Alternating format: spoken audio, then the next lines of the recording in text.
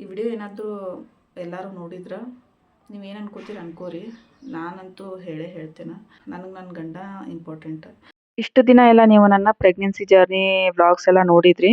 ಇವತ್ತಿಗೆ ಇದು last pregnancy journey vlog ಆಗ್ತದೆ ಅಂತ ಅನ್ಕೊಂಡೇನ. ಯಾಕಂದ್ರೆ ಇನ್ಮೇಲೆ ನನ್ಗೆ ಮನೆ ಕೆಲಸ ಎಲ್ಲ ಮಾಡಕ್ ಆಗೋದಿಲ್ಲ. ಯಾಕಂದ್ರೆ ನೆಕ್ಸ್ಟ್ ನಂದು ಡೆಲಿವರಿನ ಆಗ್ತೈತಿ. ಅದಕ್ಕೆ ಸೊ ಲಾಸ್ಟ್ ಒಂದು ವಿಡಿಯೋ ಮಾಡೋಣ ಅಂತ ಹೇಳಿ ಮಾಡಾಕತ್ತೇನ. ಇವತ್ತಿಗೆ 9 ಮಂತ್ ಕಂಪ್ಲೀಟ್ ಆಗಿ 7 ಡೇಸ್ ಸ್ಟಾರ್ಟ್ ಆಗೈತಿ. ನಿನ್ನೆ ಡೆಲಿವರಿ ಡೇಟ್ ಕೊಟ್ಟಿದ್ರೆ ಹೋಗಿದ್ವಿ. ಎಲ್ಲ ಚೆಕ್ ಮಾಡಿ ನೋಡ್ಬಿಟ್ಟು ಇನ್ನೂ ಪೇನ್ ಸ್ಟಾರ್ಟ್ ಆಗಿಲ್ಲ ನಿಮ್ಗೆ 24 ಅವರ್ಸ್ ವೇಟ್ ಮಾಡಿ ಪೇನ್ ಬಂದ್ಮೇಲೆ ಬರ್ರಿ. ಪೇನ್ ಬರಲಿಲ್ಲ ಅಂದ್ರೂ ಕೂಡ ಬಂದು ಅಡ್ಮಿಟ್ ಆಗ್ರಿ ಅಂತ ಹೇಳಿದಾರೆ. ಸೊ ಇವತ್ತು ಸಾಯಂಕಾಲಕ್ಕೆ 24 ಅವರ್ಸ್ ಆಗ್ತೈತಿ. ಆಮೇಲೆ ನೋಡ್ಬೇಕಾ ಪೇನ್ ಬರ್ತೈತಿಲ್ಲೋ ಚೆಕ್ ಮಾಡಿ ಹೋಗ್ಬೇಕಾ. ಸೊ ಭಯ ಶುರು ಆಗೈತಿ. ನಮ್ಮ ಹಸ್ಬೆಂಡ್ ಅವರಂತೂ ಫುಲ್ ಡಲ್ ಆಗಿ ಕೂತಾರೆ. ಯಾಕಂತ ಹೇಳಿ ಹೇಳ್ತೇನೆ. ಎಲ್ಲ ರೆಡಿ ಮಾಡಿ ಇಟ್ಕೊಂಡೇನ. ಉಪ್ಪಿಟ್ಟು ಮಾಡಕ್ಕೆ ನೋಡ್ರಿ. ನಮ್ಮ ಹಸ್ಬೆಂಡ್ ಅವರು ಸ್ನಾನ ಮಾಡಕ್ಕೆ ಹೋಗಿದ್ದಾರೆ.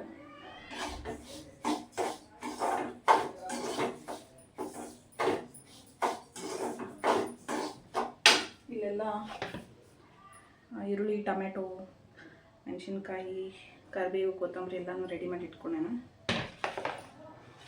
ಹಾಲು ಕಾಯಿಸಿದ್ದೇನೆ, ಬಿಸಿನೀರು ಕಾಯಿಸಿ ಕುಡ್ದಾಯ್ತು. ಉಪ್ಪಿಟ್ಟು ಮಾಡೋಕೆ ರವೆ ಹುರ್ಕೊಳತ್ತೇನೆ.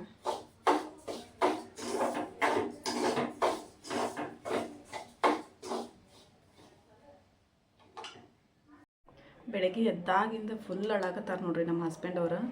ಯಾಕಂದ್ರೆ ಡಾಕ್ಟ್ರ್ ಹೇಳಿದಾರಲ್ಲ ಇವತ್ತು ಸಂಜೆವರೆಗೂ ಪೇನ್ ಬಂದರೆ ಹಂಗೆ, ಪೇನ್ ಬರಲಿಲ್ಲ ಅಂದ್ರೆ ಹಾಸ್ಪಿಟಲ್ಗೆ ಬಂದು ಅಡ್ಮಿಟ್ ಆಗ್ರಿ ಅಂಥೇಳಿ.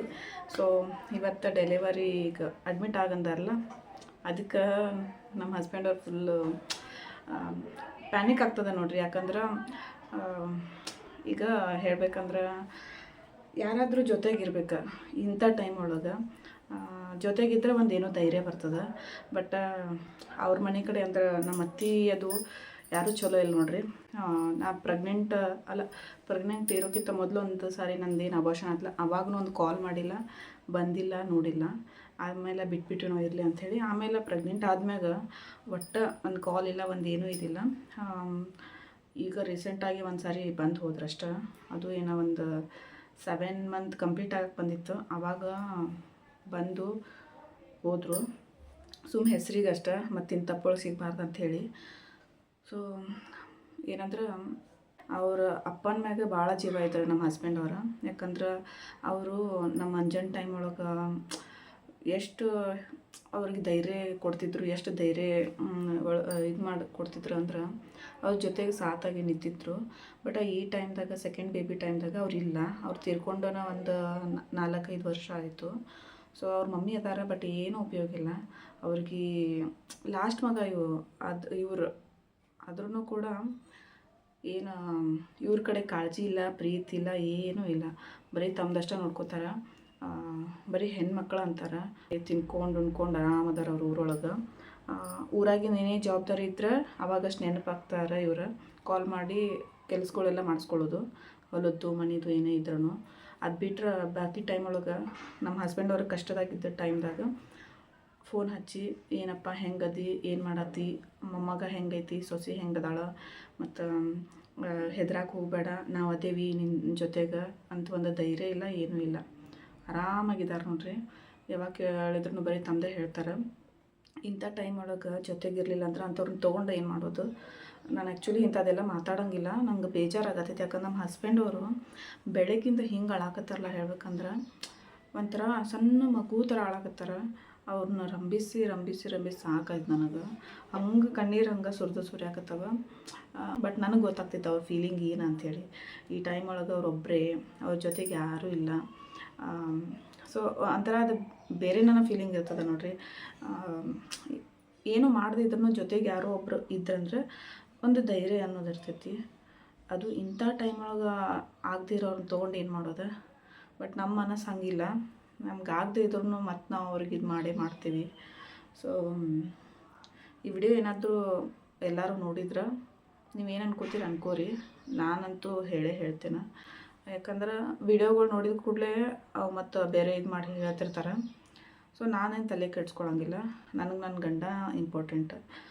ಅವ್ರಿಗೆ ಏನಂದ್ರೆ ನನ್ನ ಮೊದಲು ನಮ್ಮ ಹಸ್ಬೆಂಡ್ ಅವರು ನನ್ನ ಮ್ಯಾಗ ಭಾಳ ಜೀವ, ಅದ್ರಾಗೂ ಈಗ ಪ್ರೆಗ್ನೆಂಟ್ ಇದ್ದಾಗಿನಂತೂ ಭಾಳ ಅಂದ್ರೆ ಭಾಳ ಪ್ರೀತಿ ಮಾಡಕತ್ತಾರ. ಪ್ರೀತಿ ಅಂದ್ರೆ ಈಗ ಆ ಕಡೆ ಅವರೆಲ್ಲ ಆ ಥರ ಮಾಡಕತ್ತಾಗ ಅವ್ರಿಗೂ ಅನ್ನಿಸ್ತದ ಯಾರೂ ನಮ್ಗೆ ಇದು ಮಾಡತ್ತಿಲ್ಲ, ನಮ್ಮ ಕುಟುಂಬನ ನಾವು ಚೆನ್ನಾಗಿ ನೋಡ್ಕೋಬೇಕು, ಆಮೇಲೆ ನಾನು ನನ್ನ ಹೆಂಡತಿ ನನ್ನ ಮಗು ಅಂಥೇಳಿ ಒಂದು ಇದನ್ನು ಬಂದೇ ಬರ್ತದೆ ಯಾರಿಗೆ ಆದ್ರೂ. ಯಾಕಂದ್ರೆ ಮೊದಲಿಂದನೂ ನಾವು ಅವ್ರಿಗೆ ಜಾಸ್ತಿ ಪ್ರಿಫರೆನ್ಸ್ ಕೊಟ್ಟಂಗೆ ಅವ್ರಿಗೆ ಅದು ಬೆಲೆನ ಆಗಿಲ್ಲ.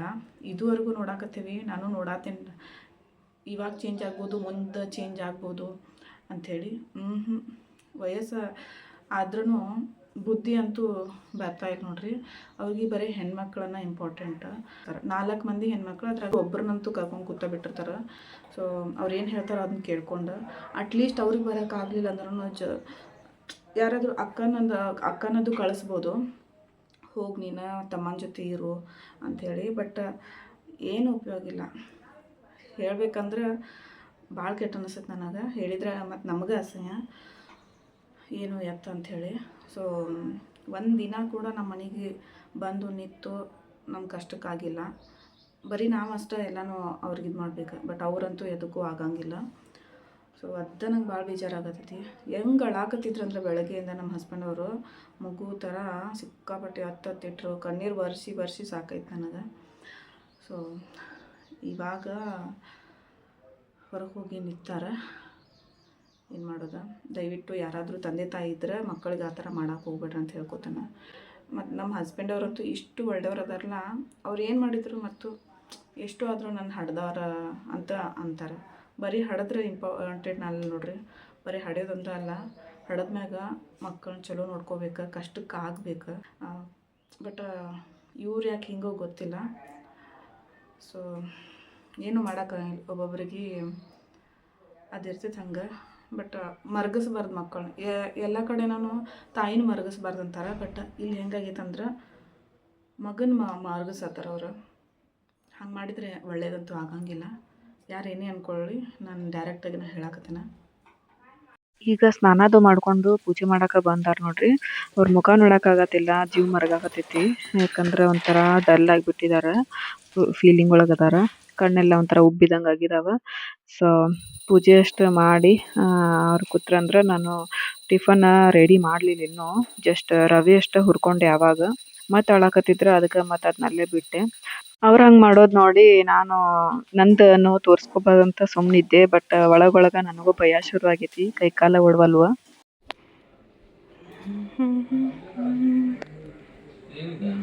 ಉಪ್ಪಿಟ್ಟು ಹೆಂಗಾಗೈತೆ ನೋಡು,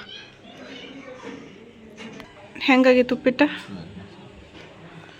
ಇನ್ನೊಂದು ಟೈಮ್ದಾಗ ಈ ಥರ ಎಲ್ಲ ಭಯ ಪಟ್ಕೊಂಡಿರ್ಲಿಲ್ಲ ನೋಡ್ರಿ. ಡಾಕ್ಟರ್ ಡೇಟ್ ಕೊಟ್ಟಿದ್ರು, ಬಟ್ ಅವತ್ತು ಹೋಗಿರ್ಲಿಲ್ಲ. ನಾವು ಆರಾಮಾಗಿ ಇದ್ವಿ. ಯಾವಾಗ ಪೇನ್ ಸ್ಟಾರ್ಟ್ ಆಯಿತು ಆವಾಗ ಹೋದ್ವಿ, ಎಲ್ಲ ಮುಗೀತು. ಬಟ್ ಈಗ ಆ ಥರ ಅನ್ಕೊಂಡು ಕೂಡಕ್ಕಾಗಂಗಿಲ್ಲ ನೋಡ್ರಿ. ಯಾಕಂದ್ರೆ ಒಬ್ಬೊಬ್ರು ಒಂದೊಂದು ಥರ ಹೇಳ್ತಾರೆ, ಅದಕ್ಕೆ ಏನು ಮಾಡ್ಬೇಕಂತ ಹೇಳಂಗಿಲ್ಲ. ಅದಕ್ಕೆ ಈ ಸಾರಿ ಡಾಕ್ಟರ್ ಹೇಳಿರೋ ಪ್ರಕಾರ ನಡ್ಕೋಬೇಕಂತೇಳಿ ವೇಟ್ ಮಾಡಕತ್ತಿದ್ದೀವಿ. ಅಂತೂ ಇವತ್ತಂತೂ ಬಂದುಬಿಟ್ಟೈತಿ, ಹೋಗಲೇಬೇಕು. ಪೇನ್ ಬರಲಿ ಬರದೇ ಇರಲಿ. ಸೊ ಅದಕ್ಕೆ ಒಂಥರ ಭಯ ಶುರುವಾಗೈತಿ. ಇನ್ನೇನು ಡೆಲಿವರಿಗೆ ಹೋಗಬೇಕು, ಏನಾಗ್ತೈತಿ ಅಂಬಲ್ಲ ಅಂಥೇಳಿ. ಎಳ್ನೀರು ತಂದಿದ್ರು, ಅದಕ್ಕೆ ಎಳ್ನೀರು ಅಷ್ಟು ಕುಡಿಬೇಕಂಥೇಳಿ ಬಂದು ಕೂತ್ಕೊಂಡೇನ. ನಮ್ಮ ಮನೆ ಕಡೆನ ಒಂದು ವಾಸ್ತುಶಾಂತಿ ಕೂಡ ಐತಿ. ಅದೊಂದು ಲಾಸ್ಟ್ ನಂದು ಊಟ ನೋಡ್ರಿ, ಅಂದರೆ ಫಂಕ್ಷನ್ ಊಟ ಅಂತಲೇ ಹೇಳ್ಬೋದು. ಇಷ್ಟು ದೊಡ್ಡದೈತೆ ನೋಡ್ರಿ, ಅದ್ರ ಹಾಲು ನೋಡಿದ್ರೆ ಇಷ್ಟ ಬಂದು.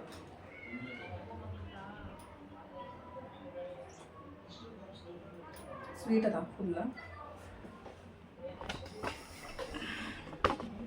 ಟಿಫನ್ ಮಾಡಿದೆ, ಆಮೇಲೆ ಎಳ್ನೀರು ಕೂಡ ಕುಡಿದೆ. ಒಂದಷ್ಟು ಕೆಲಸ ಮುಗಿಸ್ಕೊಂಡು ಲಾಸ್ಟಕ್ಕೆ ಬಾಂಡೆ ತಿಕ್ಬೇಕಂತ ಹೇಳಿ ಬಂದೇನ.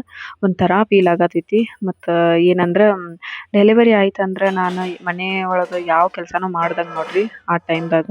ಅಂದ್ರೆ ಬಾಂಡೆ ತಿಕ್ಕೋದು, ಬಟ್ಟೆ ಒಗೆಯೋದು, ಕಸ ಪರಿಸಿ ಅಡ್ಗೆದು. ಸೊ ಇವತ್ತು ಅದಕ್ಕೆ ನನ್ನ ಲಾಸ್ಟ್ ಏನೇನೆಲ್ಲ ನನ್ನ ಕೆಲಸ ಮಾಡ್ತೀನಿ, ಇವತ್ತಿನ ದಿನ ಯಾವ ಥರ ಇರ್ತದೆ ಅನ್ನೋದನ್ನು ಕ್ಯಾಪ್ಚರ್ ಮಾಡಿ ನಿಮ್ಮ ಜೊತೆ ಶೇರ್ ಮಾಡ್ಕೊಳಕತ್ತೇನೆ. ನೆಕ್ಸ್ಟ್ ಡೆಲಿವರಿ ಬ್ಲಾಗ್ ಏನೇನು ಆಗ್ತೈತಿ, ಏನು ಪ್ರೊಸೀಜರ್ ಇರ್ತದೆ, ಯಾವ ಥರ ಇರ್ತದೆ ಅನ್ನೋದು ಎಲ್ಲ ನಾನು ಶೇರ್ ಮಾಡ್ಕೊಳ್ತೇನೆ. ಸ್ಕಿಪ್ ಮಾಡದೆ ನಾನು ಹಾಕುವಂಥ ಪ್ರತಿಯೊಂದು ವಿಡಿಯೋನೂ ಎಂಡ್ವರೆಗೆ ನೋಡಿರಿ. ಮನೆ ಕಡೆ ವಾಸ್ತುಶಾಂತಿ ಐತೆ ನೋಡ್ರಿ, ಅದಕ್ಕೆ ಪ್ಲೇಟ್ ತೊಗೊಂಬಂದಾರ. ಚಿನ್ನು ಐತೆ ತೊಗೊಂಬಂದಾನ. ಈಗ ಮಜ್ಜಿಗೆ ತೊಗೊಂಬರ್ತೇನೆ ಅಂತ ಹೊಂಟಾನ, ಹೋಗಿದ್ದಾನ ನೋಡ್ರಿ. ಬಂದ್ರಿ ಇವರು ಈ ವಿಡಿಯೋನ ಇಲ್ಲಿಗೆ ಎಂಡ್ ಮಾಡತ್ತೇನ. ನೆಕ್ಸ್ಟ್ ಬ್ಲಾಗ್ ಯಾವ ಥರ ಇರ್ತದ ಅಂತ ಹೇಳಿ ಕಾಯ್ತಾ ಇರಿ. ಅಲ್ಲಿವರೆಗೂ ಟೇಕ್ ಕೇರ್, ಬಾಯ್.